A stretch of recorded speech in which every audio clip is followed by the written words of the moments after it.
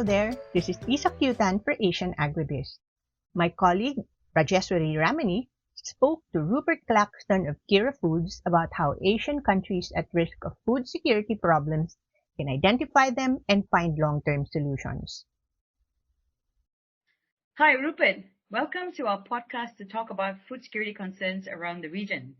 As we know, some countries rely heavily on imported food and raw materials to grow food locally.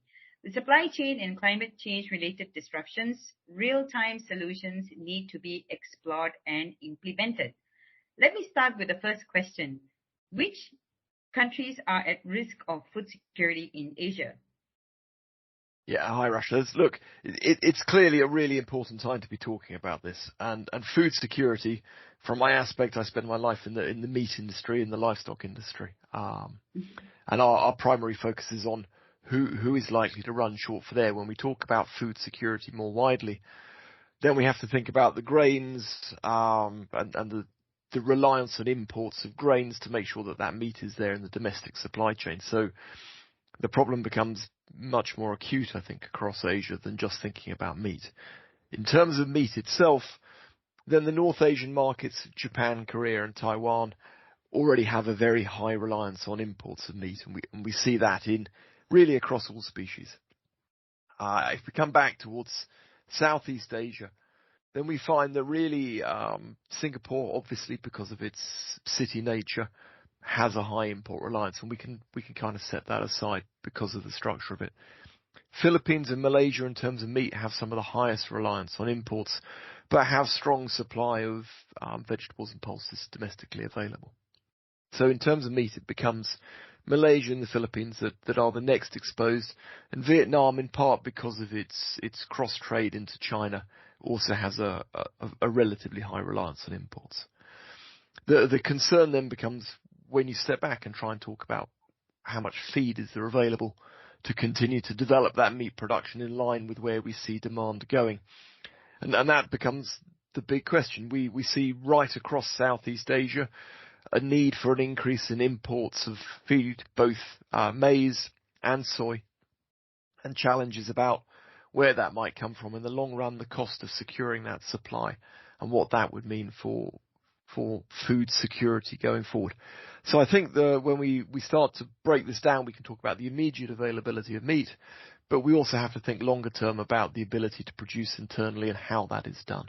So it's, as always, there's a very long answer behind all of this, but I think that gives us a starting point. Okay, that's great that you actually mentioned the countries by name. So how can these countries navigate or prevent supply chain or climate-related disruptions? Okay, so there it gets more complicated. Every country has its own peculiar differences as to how it's supplied, who it's interlinked with, and how, especially where they have that import reliance, how the imported products feeds into the market. For me, the primary things is to make sure that they have a balance between their encouraging domestic production and helping that develop and grow into the market, and understanding that imports fill a key part of food security, and having a diversified spread of import origins, so not being reliant on one export country is really important, because we see that where we've got high path avian influenza at the moment moving around the globe and disrupting the supply of chicken out of Europe, out of the US, and now we worry about the risk of it moving on into Brazil. If you're more than 60% reliant, that we see in some markets, on Brazil, what happens if you can't buy from Brazil for a period of time? And none of us expect it would be for very long, but we can see that there is an upset and a risk to your inbound supply. That's an immediate example. And we've seen it with African swine fever in pork. So you have to have alternative sources you can go to. You saw it with Singapore when Malaysia stopped the export of chicken down into Singapore. Then Singapore very quickly had to go and find an alternative. So diversification of supply is a very important part of this conversation, and making sure that there are other origins that fit your country's requirements, whether that's on phytosanitary or labelling, that you have exporters in those countries that understand the kind of requirements and are able to do not just the process, but the cut and the product, and you can get to a price point with. So for me, that's really important to work through those things. Domestically, you have to help your own industry develop for the challenges that we know are there. And that's a really important part, because even in the countries where we see import reliance being relatively high, they are still, with the exception of Singapore, mostly supplied by domestic meat production. So that means helping the farms become more biosecure, helping them understand the challenges of disease. We talk a lot about extension services at a farm level, but that really is about leveling up the traditional farmers into a more modern and food secure system. We have not just animal disease to worry about, but we have human health to think about. So we need to make sure that food safety is part of this food security piece. So it's not just having the volume there, but it's having the volume that can be supplied in a safe and secure manner to the market. And with that, we see the development of things like modern slaughtering, the chill chain that goes with that, modern packaging, and then an education at the other end of the consumer about what they're buying, how they buy it, how to handle and treat it. And I suppose that leads us to the last part of this food security discussion, which is to understand the amount of food that is still wasted around the world, to be fair, in the supply chain and when it reaches the consumer, and finding ways to tackle and manage that so that we can make better use of the resources available. Okay, great. That's a very interesting one. So, what kind of collaborative efforts can governments embark on within the region? Yeah, okay. So there are two ways to do it. I mean, obviously there's what the industry does in a commercial manner, but to get there, the industry needs the support of the governments. It needs the governments to, within a country, to be thought leaders and to help disseminate information and to help level up, which is a terrible UK term at the moment, the idea of leveling up everything. But there is this understanding that you need to improve every level of agriculture through the supply chain. And that means not taking the small producers out of the system, but helping them become better and bigger and more commercially minded, and making sure that they don't act as reservoirs of disease or food safety problems that can spread on into the rest of the supply chain. So that's important to identify that there are these points of risk, and the governments are able to help those individuals, whether they're small farms or whether they're small enterprises, to improve what they do and the food security around that. At the same time, the governments need to have an outward eye to, if they have a problem at home, where else could they source that product from, and have they done the necessary relationship development with the international market to make sure that when that product needs to come into the market, they can find ways to bring it in. That might be by making sure that regionalisation is agreed between your country that's importing and the third-party exporter. So that means that you don't go, in the case of HPAI or even African swine fever, to an immediate national ban, but you can identify safe zones within a country that can continue to support you and supply product, because ultimately we need to keep prices controlled. So that's basically compartmentalization, right? Compartmentalization is slightly different to regionalisation. So within what's now WOA, which is the world, effectively the organisation that looks after animal disease, it was formerly the OIE.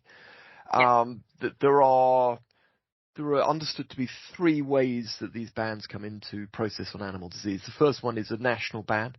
The next one is a regionalisation. So that's where you identify a geographic zone which has the disease in it. That could be a state or it could be a county, and it's possible for it to be a smaller zone than that, but they're geographically defined zones. The third one is more complicated, but we see it used especially in the case of breeding stock, and that's the compartment that you referred to there.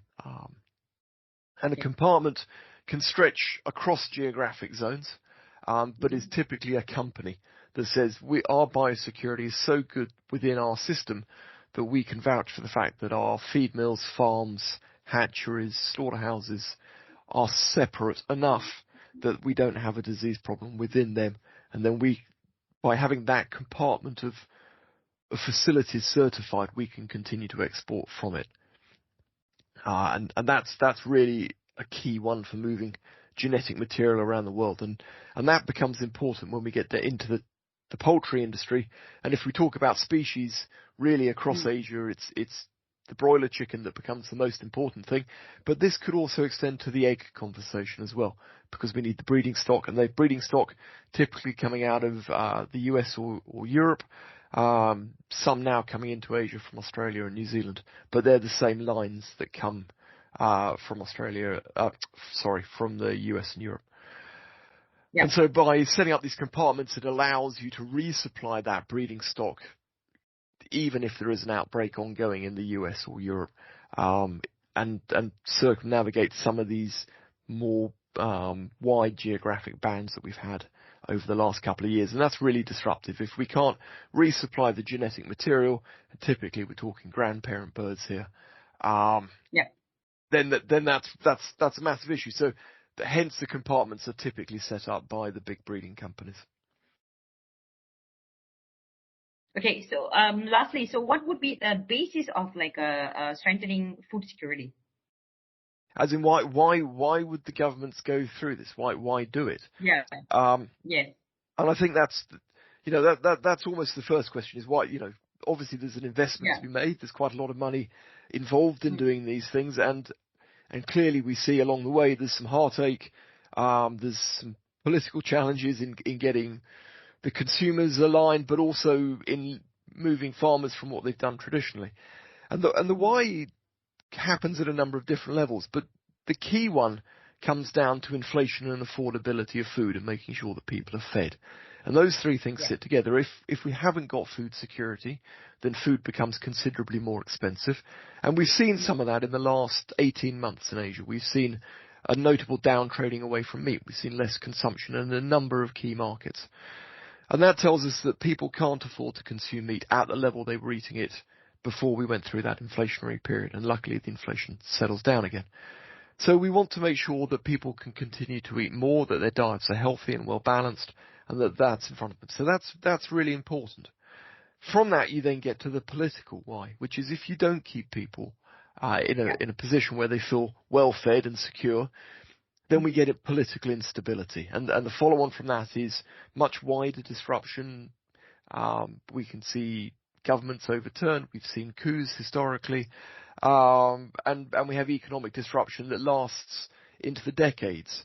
So the investment is well worth making, and there are a whole range of reasons, but ultimately they come back to looking after the consumer and politics and economics, as we see the drivers for most things in investment around the world.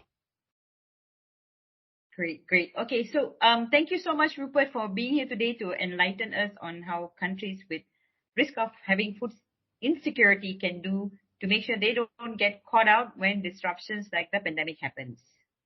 Rush, thank you very much. Great to talk, and anytime look forward to speaking again. Thank you for listening to another edition of Asian Agribiz Podcast.